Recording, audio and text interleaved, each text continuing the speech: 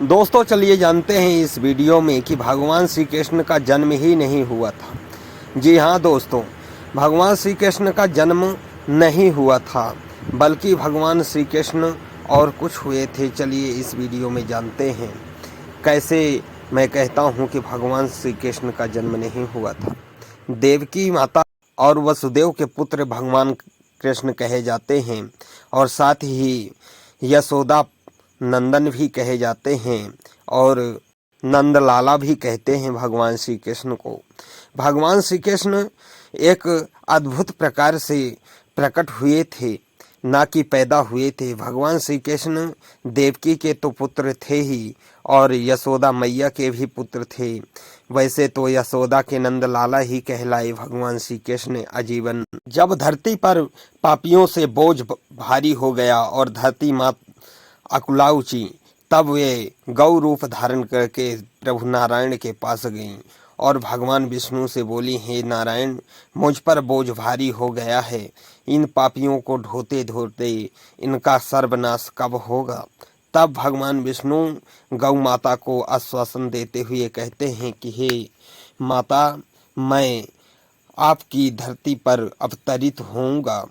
और यह वरदान देकर भगवान विष्णु धरती माता को गौ रूप में वापस भेज देते हैं और कहते हैं कि आपके रूप की मैं पूजा भी करूंगा माता, और आपके रूप की मैं वंदना करूंगा, आपको चराऊंगा, मैं ऐसे रूप में आऊंगा। यह वचन देकर धरती माता को वापस कर देते हैं। एक कथा के अनुसार और भी है जो कि जिसके कारण भगवान श्री कृष्ण प्रकट हुए, यानी कि धरती पर आए, अवतरित हुए। कंस जब अपनी बहन देवकी की विदाई करके और उसे ससुराल पहुंचाने जा रहा था रथ में, तभी आकाशवाणी होती है कि हे कंस, तुम जिस बहन को अति प्रिय मानते हो, उसी का 8वां पुत्र तुम्हारा काल बनकर धरती पर आएगा, तुम्हारी मृत्यु का कारण होगा।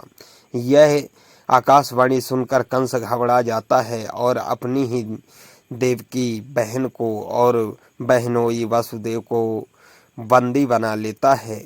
और वसुदेव देवकी को बंदी बनाने के बाद वह अपने पिता को भी बंदी बना लेता है। पिता को इसलिए बंदी बना लेता है कि पिता उसका विरोध करते हैं कि किसी आकाशवाणी के चलते तुम अपनी बहन को बंदी कैसे बना सकते हो।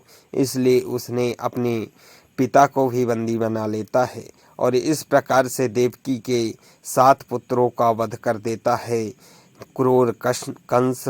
और कंस जैसे राक्षस का वध करने के लिए भगवान को अवतरित होना पड़ा। भगवान कृष्ण जब वसुदेव के पास आते हैं और कहते हैं कि हे वसुदेव, आप पूर्व जन्म में कश्यप ऋषि थे और आपकी पत्नी देवकी पूर्व जन्म में अदिति थी, जो कि देवताओं की माता थी। इन्होंने घोर तपस्या की थी, तब जाके मैंने उन्हें वरदान दिया था, आप लोगों को वरदान दिया था कि मैं आप लोगों का पुत्र बनकर धरती पर अवतरित होऊंगा।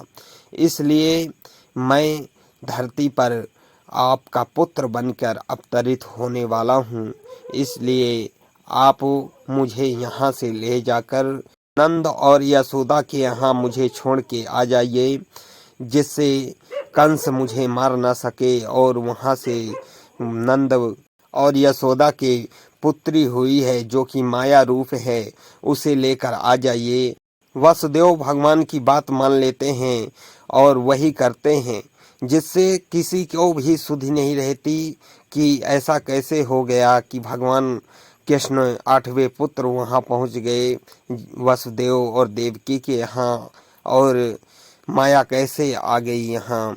यह बात को तो स्वयं वसुदेव को भी सुधि नहीं रही और यह बात ना तो नंद बाबा ना यशोदा मैया जानती थी कि उनके यहाँ पुत्र हुए हैं या कि पुत्री माया हुई हैं, और ना ही देवकी जानती थी यह बात कि क्या हुआ क्या नहीं हुआ। ईश्वर की माया का प्रभाव ही था कि जिसके कारण कोई भी नहीं समझ पाया कि भगवान कहाँ पैदा हुए और कहाँ पहुँच गए, कहाँ से क्या हो गया। दोस्तों, वो पैदा ही नहीं हुए, वो तो प्रकट हुए, वो तो अवतरित हुए, जिन्हें अवतारणा कहा जा सकता है। अवतरित हुए भगवान श्री कृष्ण, इसलिए भगवान कृष्ण का जन्म नहीं हुआ, वे अवतरित हुए हैं, वह प्रकट हुए हैं। दोस्तों, मेरी यह वीडियो आप लोगों को अच्छी लगी हो या कि कुछ समझ आया हो तो दोस्तों वीडियो को लाइक करें और मेरे इस YouTube चैनल को सब्सक्राइब करें। जय श्री कृष्णा दोस्तों।